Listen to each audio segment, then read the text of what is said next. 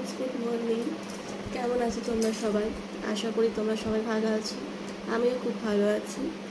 এখন আজ সোমবার, ঘড়িতে এখন বাজছে 9টা। আমি সকাল সকাল স্নান করে রেডি হয়ে নিয়েছি, কারণ আজকে একটু ভাবলাম শিবের বাড়ি যাব। জয়ও আছে বাড়িতে, ও আজকে চলে যাবে, তাই একটু ভেবে নিলাম যে যাই একটু পুজো দিয়ে আসি শিবের বাড়ি থেকে। আমরা যেহেতু বহরমপুরে থাকি, তাই এখানে একটা মন্দির আছে পাতালেশ্বর বলে, খুব জাগ্রত। আমরা সেই মন্দিরে যাচ্ছি, তো একটু ভালো করে রেডি হই। তাই ভাবলাম তোমাদেরকেও দেখাই যে আমরা ওখানে গিয়ে কী কী করবো, আর মন্দিরটা কীরকম, কতটা সুন্দর, তোমাদের সঙ্গে সব কিছু শেয়ার করবো। তো ভিডিওটা শেষ পর্যন্ত দেখতে থাকো। আমরা আবার ওখানে গিয়ে তোমাদেরকে দেখাবো সব কিছু।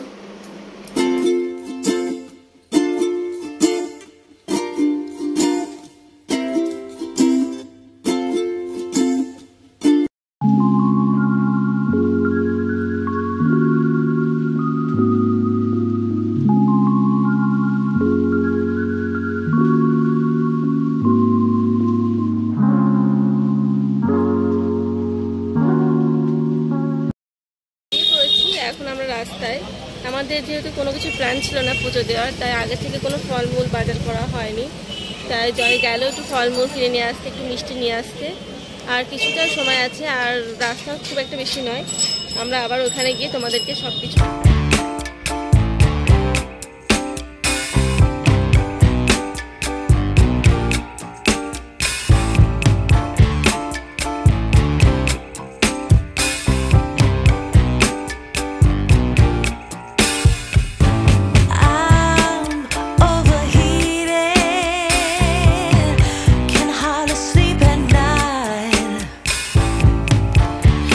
পৌঁছে গেছে শিবের মন্দির পাতালেশ্বরে। ওই যে মন্দির দেখা যাচ্ছে। তো আমরা যাই, পুজোটা দিয়ে আসি, তারপরে তোমাদেরকে এই জায়গাটা ঘুরে দেখাবো।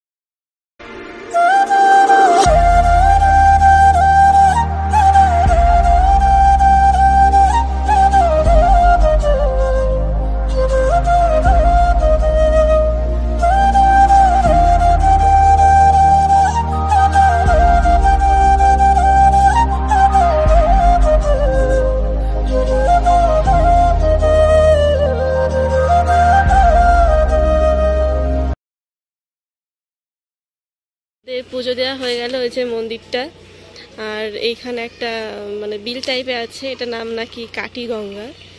তো আমাদের পুজোটা খুব সুন্দরভাবে দেওয়া হলো। ঠাকুরমশাই ছিল ভেতরে, পুষ্পাঞ্জলির দিকে খুব সুন্দরভাবে শান্তিতে পুজোটা দেওয়া হয়েছে। গঙ্গা অনেকটা আছে, ওইদিকেও আছে অনেকটা। তো দেখো জায়গাটা খুব সুন্দর, নিরিবিলি জায়গা, খুব সুন্দর।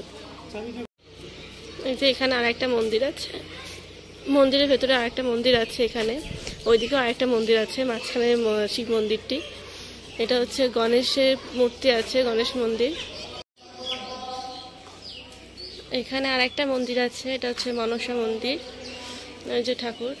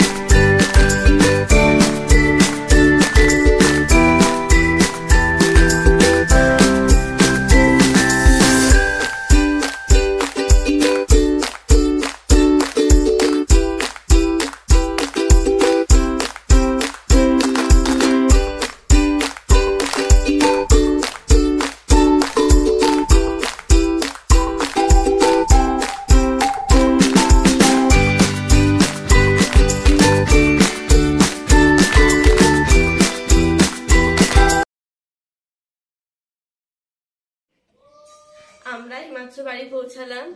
তো তোমাদের এই ভিডিওটি কেমন লাগলো অবশ্যই কমেন্ট করে জানিও। আজকের মতো এই ভিডিওটি এখানে শেষ করছি, চলো টাটা।